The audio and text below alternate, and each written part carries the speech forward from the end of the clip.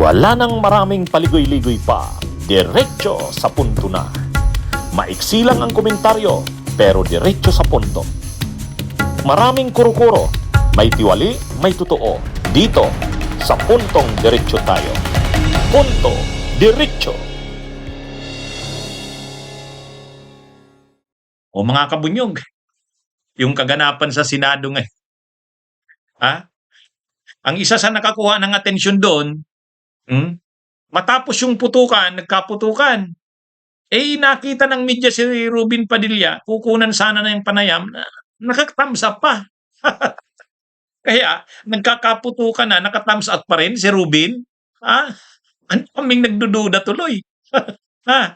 Ano ba yun? Scripted ba yung putukan na yun? Ha? Ano? Mayroon pa ngang nagsasabi, si Robin daw, kasamahan daw ni Robin yung nagpaputok doon. Hindi natin alam kung ano nga ba. Pero yun na nga, nung nagkaputukan, nakita ng media si Robin, kukunan sana ng panayam o reaksyon habang nagkakaputukan, wala, nakathumbs up pa si Robin. Ayan mga kabunyog, hindi ko gawa-gawa yan Ayan sabi sa ABS-CBN News. Sabi sa ABS, matapos makarinig ng mga putok sa Senado, nakita sa gusali si Senador Robin Padilla na nag-thumbs up, ngunit tumanggi ng panayam sa media. Ano yan ABS-CBN yan. Ang nagbabalita si Victoria Tulan. Yan.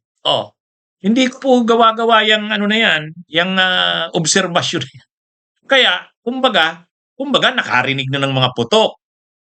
Tapos nakita mo si Robin Padilla naka-thumbs up. Anong ano yun, shooting? Kung shooting di may script. Ano yun? Parang parang pelikula. Parang pelikula. Kaya lang sa pelikula wala ka naman dapat ikatakot kasi may script. Dito parang hindi takot si Robin. Hindi naman siguro dahil matapang siya. Siyempre, ang instinct mo, pag hindi mo alam yung nangyayari, mag-secure ka ng sarili mo. Hindi pag thumbs up. 'Di ba? Anyway, kaya lalo pa ngayon, hindi alam sino ba yung mga nagkaputukan. Ang sabi ni Junvic Rimulya, nag-press con sila ni Cayetano, may pumasok daw ng mga armadong grupo, mga armadong kalalakihan. Hindi alam kung sino yun. Pwede ba? Pwede ba yun? Hindi alam kung sino yung mga yun. Nasaan na ngayon yung mga pumasok na yun? Hindi rin alam sino ang nagkabarilan. Ay, mga kabunyog, maraming katanungan yan. Maraming mga katanungan.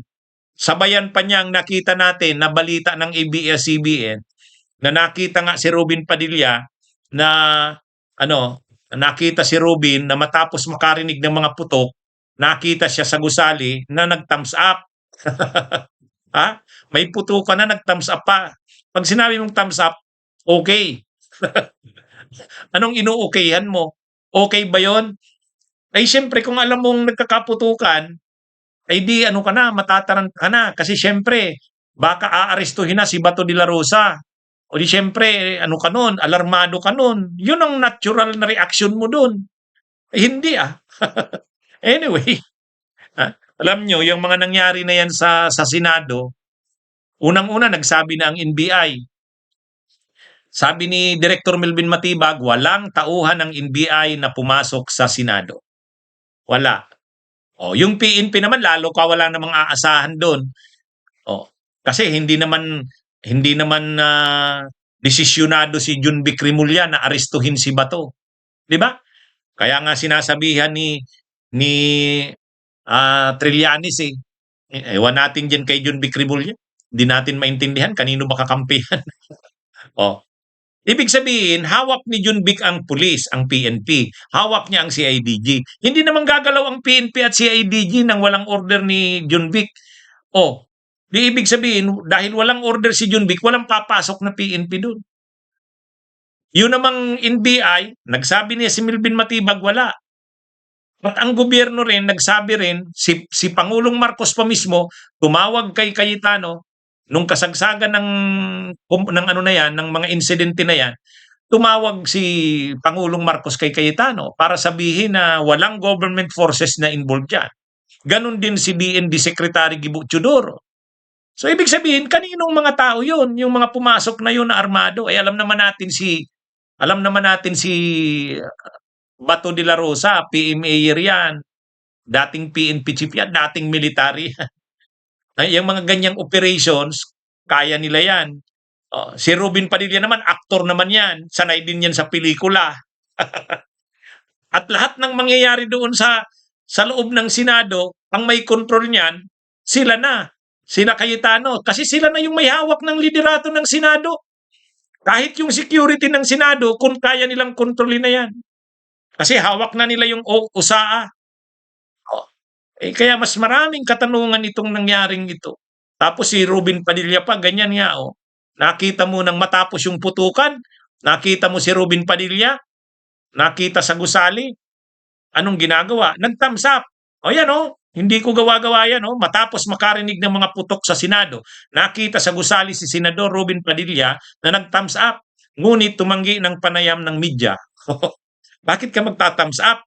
Nagkakaroon na ng putukan, di ibig sabihin maalarma ka na ano na kayang mangyayari sa samahan mo na si Bato de la Rosa. Parang alam mo na walang mangyayari. Parang alam mo na scripted lang to, drama lang to. Drama lang ba talaga yung lahat ng nangyari na yon? Maraming dapat imbestigahan diyan. Pero yung mga ganyang nangyari, yung mga na yan, Robin Padilla, relax lang. So, hindi naman magre-relax yan na dahil hindi siya natatakot. Siyempre, ang normal na reaksyon mo dyan, kapag ganyan, linusob na kayo, isisecure mo si si Bato de la Rosa. Maaalarma ka, kasi hindi na normal yun. Pero parang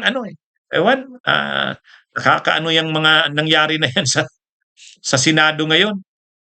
Kaya maraming nagdududa Maraming nagtatanong. Kahit si Jun Vic Rimulya nag-press con sa kasi Cayetano. May pumasok daw na armed men, armadong kalalakihan. Nakipagbarilan daw yung security ng USAA.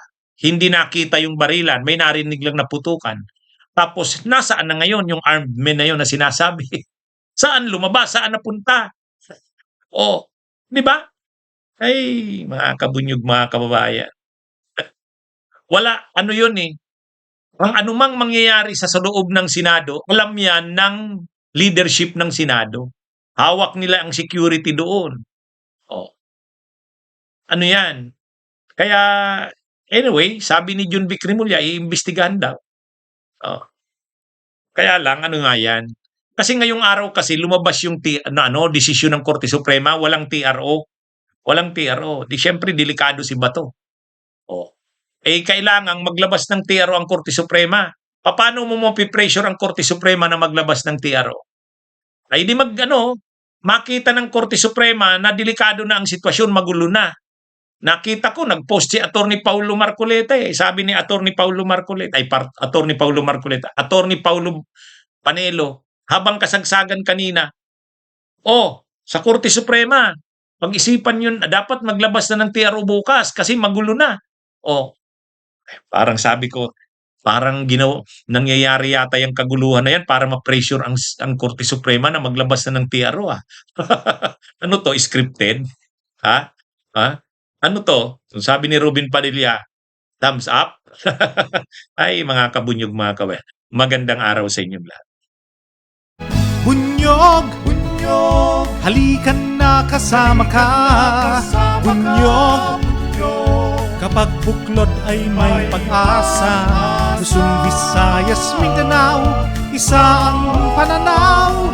Sa bagong Pilipinas ang bunyog isisigaw. Bunyog.